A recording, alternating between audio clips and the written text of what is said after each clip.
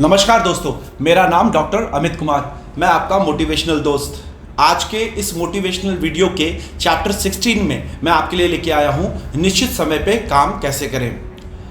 हमारा जो शरीर है वो एक प्रकार का बायोलॉजिकल क्लॉक है। अब बायोलॉजिकल क्लॉक क्या होता है? तो बायोलॉजिकल क्लॉक ये होता है कि हमारे शरीर को हम जैसे कमांड देते हैं, हमारा शरीर वैसे ही उस चीज़ को इम्प्लीमेंट करना शुरू करता है। एग्जाम्पल के तौर पे, अगर एक व्यक्ति सुबह 8 बजे उठता होगा तो उसका शरीर उसको 8 बजे ही उठने का कमांड देगा, जिसको वो इम्प्लीमेंट करेगा। एक व्यक्ति अगर 10 बजे नाश्ता करता होगा तो उसका शरीर उसको 10 बजे नाश्ता करने के लिए प्रोवोक करेगा। वैसे ही अगर रात में 10 बजे वो सोता होगा तो रात में 10 बजे ही उसको नींद आनी शुरू होगी। बताने का मतलब ये है कि हमारी जो शरीर है वो ऑलरेडी एक बायोलॉजिकल मोड में काम करती रहती है। एक क्लॉक की तरह हमारा शरीर चलते रहता है।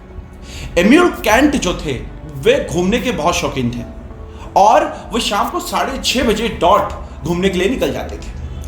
उनके पड़ोस में रहने वाले जो लोग थे वे उनको देख के समझ जाते थे कि अभी 6:30 बज गए हैं, क्योंकि उनको पता था कि ये 6:30 बजे डॉट घूमने के लिए निकल जाते हैं। मतलब हमारा शरीर को जब हम कमांड देना शुरू करते हैं तो हमारा शरीर भी उसी आधार पर रिएक्ट करना शुरू कर देता है।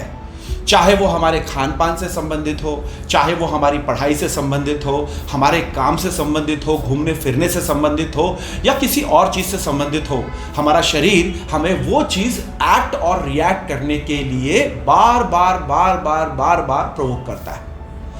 निश्चित समय में कैसे काम करें? तो निश्चित समय का मतलब यह होता है कि हर व्यक्ति ने अपने टाइम मैनेजमेंट को तैयार करना चाहिए।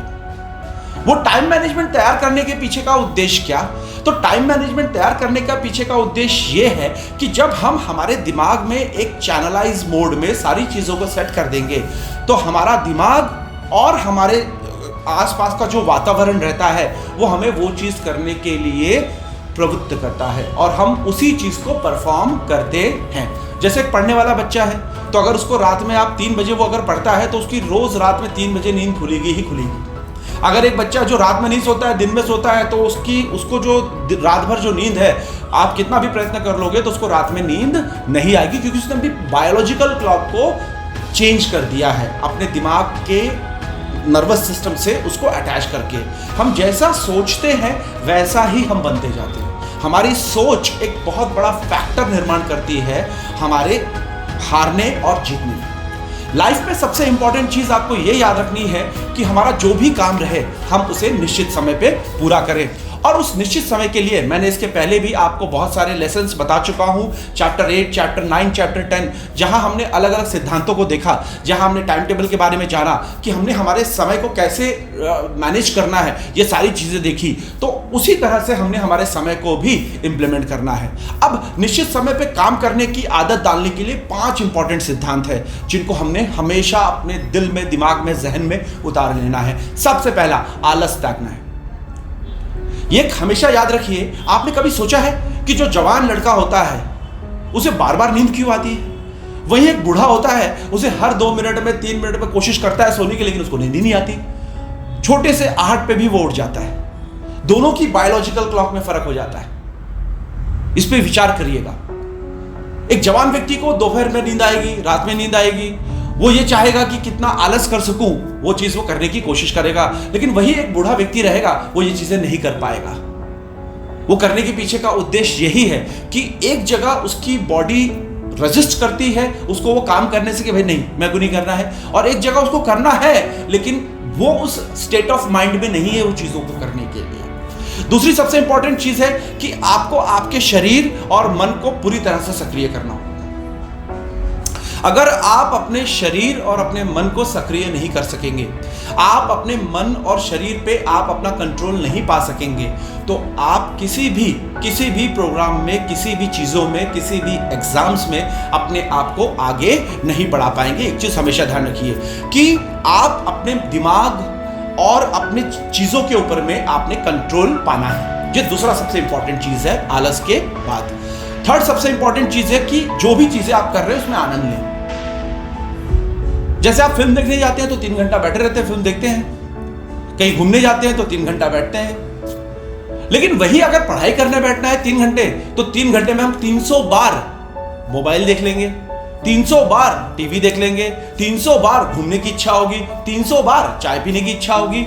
ऐसा क्यों? क्योंकि हमारा आलस्य, हमारा मन, उस पर हमारा कंट्रोल नहीं है। और तीसरी जो सबसे इंपॉर्टेंट चीज है कि उसमें हम आनंद नहीं ले रहे। अगर हम उसको आनंद लेकर परफॉर्म करेंगे, खुशी से परफॉर्म करेंगे, तो शायद हम उसमें बहुत अच्छा आउटपुट दे पाए। ये तीसरा सिद्धांत है। चौथे सिद्धांत के बारे में आपको अगर मैं बात करूं, तो समय के साथ साथ आप उस काम को जल्दी से ज्यादा अच्छी तरह से करने का तरीका खोजें। कि मतलब आप एक तरीका खोज लें कि जिसमें आप उस समय का सदुपयोग कर सके और उसे कम समय में आप अच्छी तरीके से इंप्लीमेंट कर सके।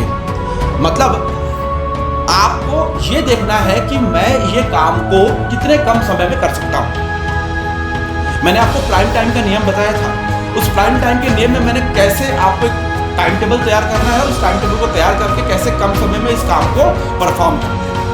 और पांचवा, जब आप नियमित रूप से ये चीजों को करते रहेंगे, तो आपकी जो बायोलॉजिकल क्लॉक है वो आपको ये करने के लिए प्रवृत्त करेगी, आपको वो करने के लिए फोर्स करेगी कि आपको यही करना है। तो आनंद, मन पे आपका कंट्रोल चाहिए, आपने खुश रहना चाहिए। तीसरा, आपको आदत डालनी है कि आपको जो भी काम करना है उसमें आलस नहीं करना है। चौथा सबसे इंपॉर्टेंट चीज यह है कि आपने एक इजी तरीका ढूंढना है।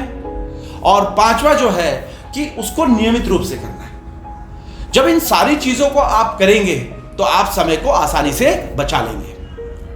समय बचाने के लिए काम का सही समय चुनिए, फ्रांसिस बेकन। तो मैं मेरे सारे व्यूअर्स से ये विनती करता हूं कि आप सब लोग जो है समय बचाने के इस 16वें सिद्धांत के जो नियम हैं उसको फॉलो करें और मुझे आज्ञा दें। मैं आपका अपना डॉक्टर अमित कुमार मिलूंगा किसी और वीडियो में। तब तक के लिए नमस्कार।